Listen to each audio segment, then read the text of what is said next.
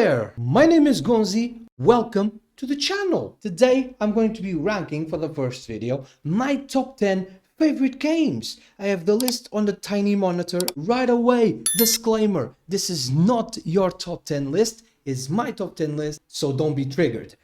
But also be triggered and give me engagement, please, I need it. The Wolf Among Us. Now, this is not Among Us, the sussy game. You play as the big bad wolf, as this brother right here. Yes, the big bad wolf from the Three Little Pigs story. So basically they live in New York City, that's Snow White, and these are fable characters. And they have to take this one thing called glamour, so they appear human. So the game is amazing, the story is incredible, and if you enjoy games like The Walking Dead and Batman by Telltale, the same creators, and the choices you make in the game affect the through line of the story. It's a beautiful game. The art style, as you can see, is very good. The game is old, it's like 12 years old, the game, but it's awesome. Go play it. I finished a couple weeks ago. Amazing game, because it was announced at the Summer Games Fest 13 years after the first one. Finally they came out with a second one, and the trailer looks awesome. So yeah, go check it out, man, it's awesome. At number 9 we have Far Cry Primal. Now I know it's trendy to hate Ubisoft, like everybody says. It is a trendy thing to do, but hear me out. This game is amazing, and I will not be told otherwise. It's in Europe, in the Stone Age, and you are a ninja called Takar, and you have to survive in the world of Oros. But there's two rival tribes, the Udam, the flesh-eating tribe, and the Izila, the fire tribe. And you have to battle them for dominance in Oros, and you have to find your tribesmates, because your tribe go pretty much almost wiped out clean by both the other tribes. So you have to go around Oros, finding your tribe, building a village, and it's amazing. And people dog on it because it's a Far Cry game. Yes, you have outposts. Yes, you have meaningless side quests, but it's amazing. And you have tames. So come on, bro. Who doesn't want to ride a saber-toothed tiger? Pause. But yeah, the story is incredible, the gameplay is fun, the world is so immersive and beautiful. It's legit amazing. You can go hunting, you can do all sorts of stuff. You can go ride a mammoth, bro. Double pause. But yeah, you can ride a mammoth. I will not be told this game is trash. This game is great. Go play it. At number 8, we have Uncharted 4. The last Uncharted game, without counting the DLC, Lost Legacy. We have A Thief's End, I believe it is. And yeah, man, it's the last installment of the main line of Uncharted, and it's perfect. I said it. It's perfection, bro. Nathan Drake, yeah, bro. Awesome. He's amazing. It's a beautiful game. The graphics are outstanding. The story is incredible. And yeah, bro, he has pirates on it.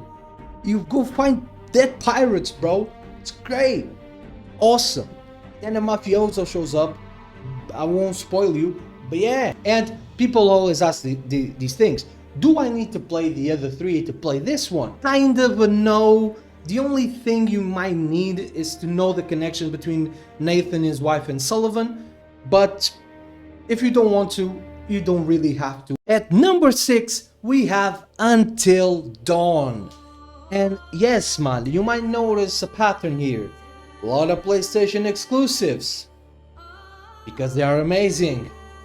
A lot of story-driven games, because they are amazing too. And of course, a lot of choice-based games. By a lot, I mean 2.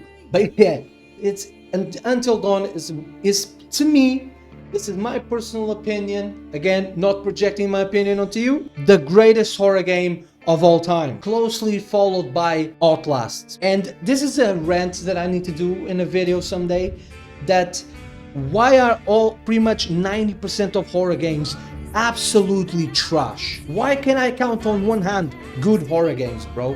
Why? Oh, it's not that difficult to make a horror game. Outlast 2, Until Dawn, Alien Isolation. And don't come to me saying Amnesia is scary. Amnesia is not scary at all. Your choices impact the story of the game. And by story of the game, I mean if you kill them all or not. The goal issue for all of them to survive. But if you don't like one, you can kill it. That's the fun thing about the game. Now, the game has some twists and turns. It's great. Go play it. It's amazing. It's on PC as well, so go play that. At number 5, we have God of War Ragnarok. Come on, bro. The sequel to God of War 2018. Will it be on this list? You have to find out. But yeah, God of War Ragnarok is a sequel to God of War 2018, where we follow Kratos and Atreus on the journey through the 9 realms, and we face off against Thor, Odin, Heimdall, all of that, and we have to bring about Ragnarok. It fixes the problem a lot of people had with the first one of a lot of repetitive enemies, which is a problem, guaranteed. I love the game, but yeah, it's a problem on that game. But it fixes that. A lot of diverse enemies, a lot of diverse the puzzles and everything for the OG God of War fans. As soon as Faye appears, I cry. I don't know why. I don't cry with movies. There's literally a joke in my family because I didn't cry with Lion King or any other animation movie that I am a heartless bastard.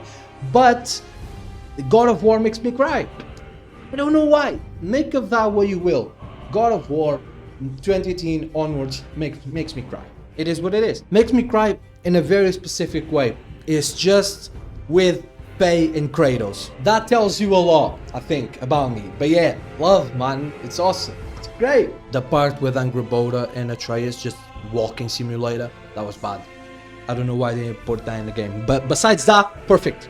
Almost perfect game. Almost. At number 4, we have Game of the Year, the most nominations of all time and the most wins of all time, Clair Obscur Expedition 33.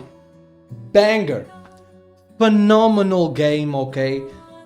I know it was trendy to hate on it because your favorite game didn't win jack, but yeah, when Lord of the Rings was nominated for 12 nominations at the Oscars and swept everybody, I didn't see anyone coming out and being like, by the way, dead movie. If you really think about it, actually, the movie is actually dead. Who cares about Frodo and Sam and all of that? Who cares about that? Nobody did that. So yeah, sometimes a once in a generation type game appears. This is that. The music. The greatest soundtrack of all time. It's a game that I will put my mom and my sisters to play because one, it's a very easy game to play because it's turn-based, so you don't have to be good at combat. Sure, it has the parry system and everything, but you get used to that rather quickly. But being turn-based with this deep level of story, it's perfect for die-hard gamers to play a video game, be entranced in a story and loving it. I love it. It's perfection. Go play Clair Obscur Expedition 33 and you will not be disappointed. This is a game worth your money. Number 3, we have Elden Ring. Now, funny story about me and Souls-like games. That's the story. Yeah, there's no story to tell. I only played this one. I don't like the other ones. I did play a little bit of Bloodborne, so I just lied. But yeah, I did play a little bit of Bloodborne, like 5 minutes, and I enjoyed it, but not enough to come back to it. So yeah, Dark Souls, all of that, didn't like them. Demon Souls, didn't like that as well. Sekiro, don't want to see that. Did not enjoy that.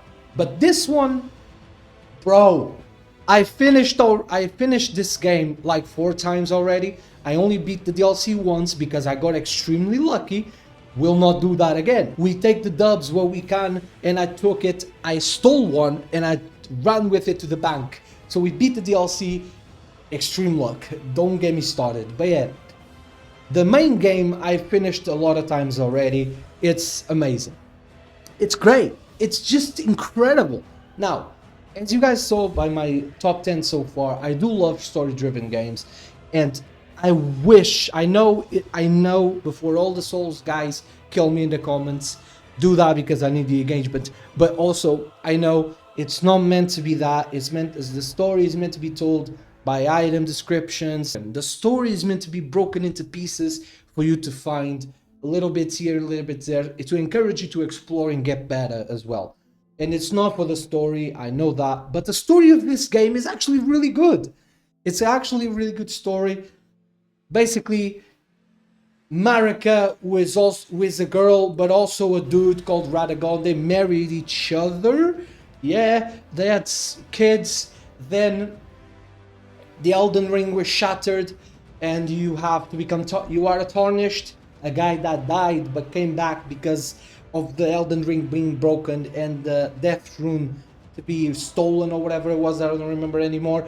But that happened, and you cannot die. So you basically, everybody that dies comes back, and it's a vicious cycle. And you have to become Elden Lord to stop it. And you have 6 endings, if I believe correctly. So you have a lot to do, a lot to explore. Phenomenal game. Even if you don't like Souls, give it a try. Avoid the big bosses early on. Avoid the big horse, by the way. Avoid the big horse. That's not a horse. That's a tree avatar. Or a tree avatar. But yeah, avoid the big horse. Go explore. Get good. Not that way, but get better at the mechanics and everything. Level up a bit. Enjoy the world. Do not rush to bosses. You will not win. Do not rush. Go around, explore, get levels, and enjoy the world. At number 2, we have Sly Cooper 2 Band of Thieves. Yeah, man, number 2 on my list. For sure. For sure. Now, I could bundle everything and just call it the Sly Cooper trilogy. But I do love this game a tiny bit more than the third one. I don't really like the first one. Solidified in my top 2 and will stay there for a very long time, I'm assuming. Sadly, the Sly Cooper 4, it's a mess. It's disgusting what they did with the game, and I hate Sly Cooper 4 with the burning passion. But Sly Cooper 2, perfection. Again, perfect game. And he has a turtle buddy, a hippo buddy, and he's chased by a big hot fox. It's amazing. It's great. Really easy for people new to gaming and everything. The difficulty, it's progressive as you go on. It gets harder and harder and harder, but very easy to learn. The story is incredible and the characters are so fun. You can play it on PC, by the way. Emulate that. I could literally talk about this game for hours and hours and hours and never get tired of it. I always go back to it when I'm in a low period of gaming with new games or everything. Nothing is coming out. The good old reliable, always there for me. I enjoy it all the time. You don't need the first one to play this one because they give you the background of them anyway. So they do that very well in this game. You find out the story of Sly, Bentley the turtle, and Murray the hippo. You find why they are together, why they do what they do in this game. So awesome.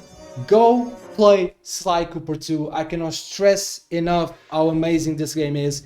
The story is incredible. And if you are Portuguese watching this, the best dubbed game of all time in Portuguese is this one. So go play Sly Cooper 2. Thoroughly recommended. And PlayStation, release a new one. And by new one, I mean fix what they did with 4. Fix that. That's terrible. Go fix it. And at number 1, of course, my favorite game of all time, God of War 2018. Remember how I said I could talk about Sly Cooper for hours? I could talk about God of War for months on end and never get tired. I cannot stress enough how much I love this game. Like a lot of people that were OG God of War fans, like myself. So I remember as a little kid, bro, I got a PSP for my birthday, I believe it was. And the first game I ever played on it was God of War Ghost of Sparta. The world was incredible, the boss fights were amazing. And then I played the trilogy. And like everybody, when this was announced, I was like, I don't know, man. Kratos, he's badass, bro. Like, do we really want him to be dad now? Like, he was dad before, but not as much as dad as this. But then I went with an open mind. A lot of gamers don't do these days. They don't go in with an open mind for games, and that's a shame because I went in this thing and was like, okay, I want this to work. I need this to work because I love Kratos, and they needed to do this. They needed to evolve. If you don't evolve, you go extinct. And in media, especially in gaming, you have to evolve. You could not go after the Grease game straight into another hack and slash. You couldn't. You need to evolve the character. You need to, and they did that beautifully here. Kratos, still tormented by his past, still tormented by the curse of son kills father. He lost a family already. He comes into the Norse world, has another family.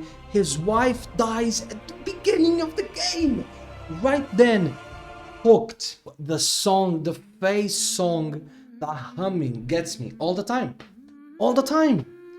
It just does. And to see the evolution as the game goes on of Kratos and Atreus getting closer, only for Atreus to separate by being a complete and utter douchebag to his dad, yeah, and being a menace. He was annoying. He was. I don't hate it. I don't hate Atreus like everybody does. I don't. I think he's a good character and he showed growth. He's a bit dumb sometimes, but that's the charm. But yeah, it was a bit annoying of him just saying, whatever. Kratos is like, boy, there, boy, this, boy, that. And bro is like, whatever. Whatever. You just want to take the axe and just swing on him. But yeah, game's awesome. Full of Easter eggs as well. My top 10 favorite games of all time. Subject to change, because of course new games are always coming out and things change, like The Wolf Among Us. I finished a couple weeks ago, was not even close to my top 20 because I never played it, but I played it top 10, easily top 10. Yeah, guys, tell me your opinions in the comments below, project your own games onto me, give me engagement, and tell me your top 10s as well. But until the next one, which will be tomorrow, and our one will be controversial to say the least, but I'll see you guys tomorrow. All glory to Jesus Christ, and I'll see you guys on the next one. Goodbye. You crawl out the smoke, call me by my own name, play back every scene, every loss, every close shame. You remember that night, you reminded it in slow frame. Try to stay where you are, but that stain don't hold same. You circle my mind like a vulture on cold prey.